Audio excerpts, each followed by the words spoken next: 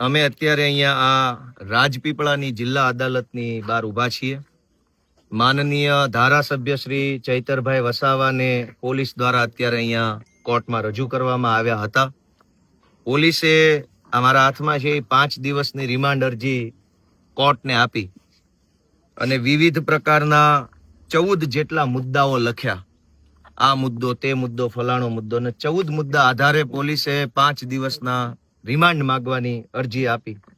આ અરજી સામે અમારા બધા વકીલોએ સંયુક્ત રીતે, જેમાં હું હતો, મારા જોશી સાહેબ હતા અને અન્ય એક સાહેબ હતા, ત્રણેય વકીલશ્રીઓએ સંયુક્ત રીતે દલીલ કરી અને આ રિમાન્ડ અરજી જે છે પોલીસની એ નામંજૂર કરવામાં આવી છે. આ આખી ઘટના જો જોઈએ, કેમ કે હવે મેં એફઆઈઆર વાંચી છે, આ રિમાન્ડ રિપોર્ટ મારા હાથમાં છે, મેં દલીલો સાંભળી છે.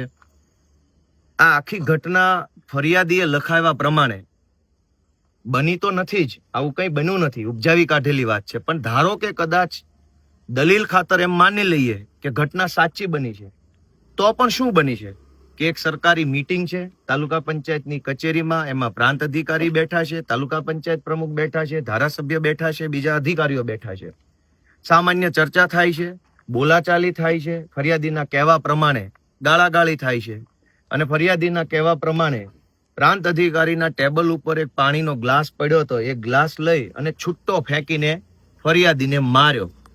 ફરિયાદીએ એફઆઈઆરમાં લખાવ્યા પ્રમાણે જ્યારે એ ગ્લાસ છૂટ્ટો ફેંક્યો ત્યારે ફરિયાદી જે હતા એના માથા ઉપર પોલીસે આમ આડો હાથ રાખી દીધો, એટલે ફરિયાદીને ગ્લાસ વાગ્યો નથી, આવું એફઆઈઆરમાં લખ્યું છે. હવે આ આખી ઘટનાને સાચી માની લઈએ તો આમાં જાનથી મારી નાખવાની કલમ ક્યાં આવી?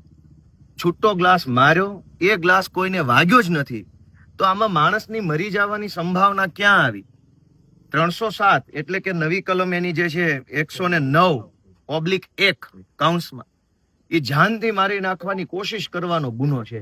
પણ છૂટો ગ્લાસ માર્યો અને વાગ્યો કોઈને નથી, તો જાનથી કેમ મરશે માણસ? અને મરવાનો નથી, મરવાની કલમ કેવી?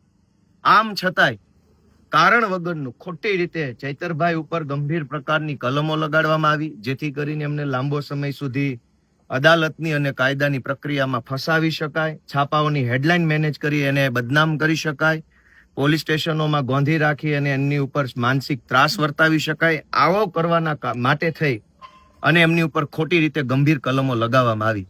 હકીકત તો એ છે કે ચૈતર વસાવા જ્યારથી ચૂંટણી જીત્યા છે ત્યારથી માત્ર આદિવાસી સમાજ નહીં, ગુજરાતભરના યુવાનો માટે, મહિલાઓ માટે સતત અવાજ ઉઠાવે છે. વિધાનસભાથી લઈ સડક સુધી